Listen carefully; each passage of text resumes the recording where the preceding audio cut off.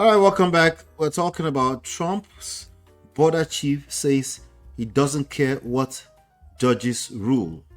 So what are we talking about? It has been quite a few reports around the nation today with regards to the absolute disregard for rule of law by President Trump's administration with regards to immigration. There's also another trending news that he's trying to backpedal or erase the pardons that President Joe Biden gave. He said something about auto pen. Maybe you can define auto pen for us. But in this particular question about deportations and if it's illegal or not legal, there's a report right here on ABC News, and it says the White House on Monday was facing a legal battle over its use of the Alien Enemies Act, an 18th century law under which the United States began deporting Venezuelans allegedly linked to organized crime. President Donald Trump also said he planned on Tuesday to speak with Russian President Vladimir Putin as the U.S. president seeks to find common ground for a potential ceasefire between Russia and Ukraine. Now, I have to tell you, I was having some conversation with some people today, and one of their biggest fear is that this guy is moving very carelessly with regards to dealing with Russia President Putin, and they're fearful, they're afraid that this guy is going to create a monster out of this last 4 years of a right that he has to be the president. What are your thoughts about all of this? Let's start with the border chief who doesn't care about what the judges rule. Thank you very much, Ola. Remember, severally, we have discussed the potentials, the prospects, and the possible pushbacks and the losses that may attend our great country, United States of America, with the coming, or in the event of Mr. Donald Trump coming in as the president. These facts speak for themselves. Now, where are we presently? I just think he is fulfilling his campaign promises. Everybody had him loud and clear. Oh, he wants to be a dictator for 24 hours. The only concern I have is that this has extended beyond 24 hours. And it's become the situation, our reality in the United States of America for more than a month now. Right? For almost 2 months. Yes. Yeah. In 2 days' time, we will be celebrating, in 3 days' time, we will be celebrating the 2 months anniversary of the administration. It feels like 60 years, but go ahead, sir. Yeah, but things are really moving so fast, closing in on everybody, and the system is unraveling to the extent that you're beginning to feel like, oh, are we really living in the United States of America? In this case, when a well-endowed man is in love session, there is nothing the woman can do now than to just continue to heave, sighs, and what have you. You understand the African proverb, that Yoruba proverb. Everybody had him. He promised them this authoritarian, dictatorial reality. Yet, the majority decided that's the man, they will give their vote. Remember, I drew a parallel between that and the situation during the transition from, the transition at the time in Liberia, when everybody was saying, oh, Charles Taylor was a blood merchant. Oh, he killed this and that. And some people coined that mantra. He killed my father.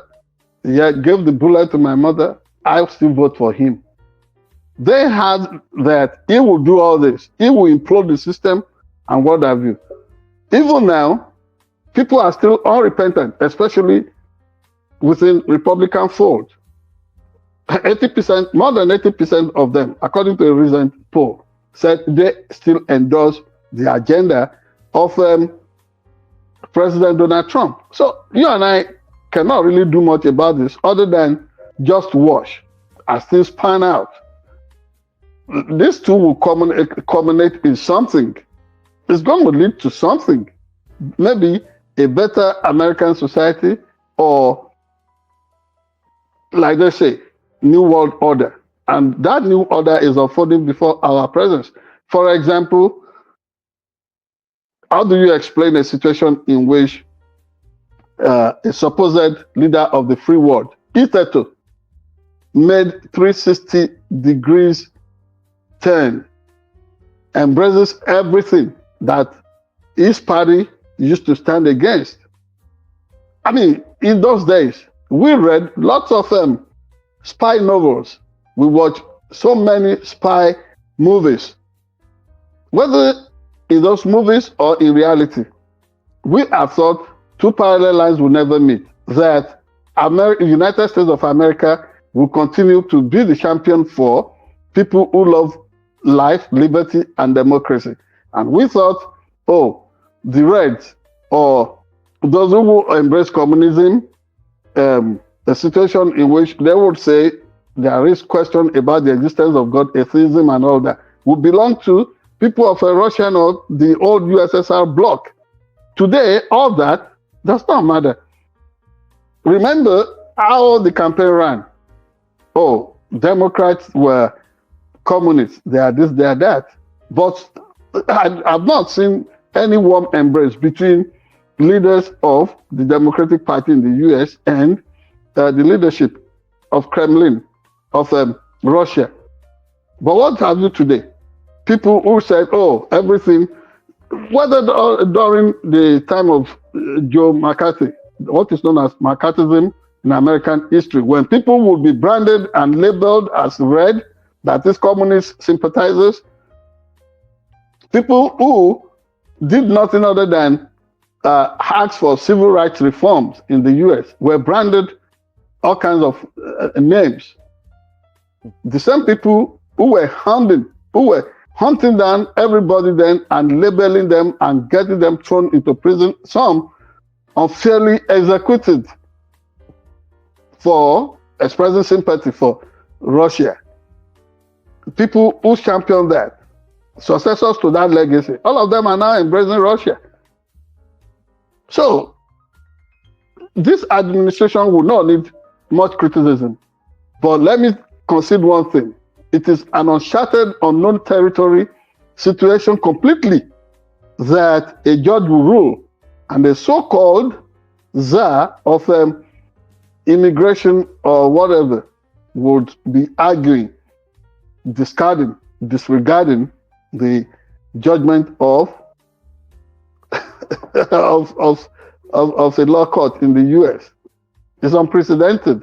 So that signals one fact, that there will be so many episodes to this to this production. So, I mean, let me use the language that Donald Trump can relate with, television production thing.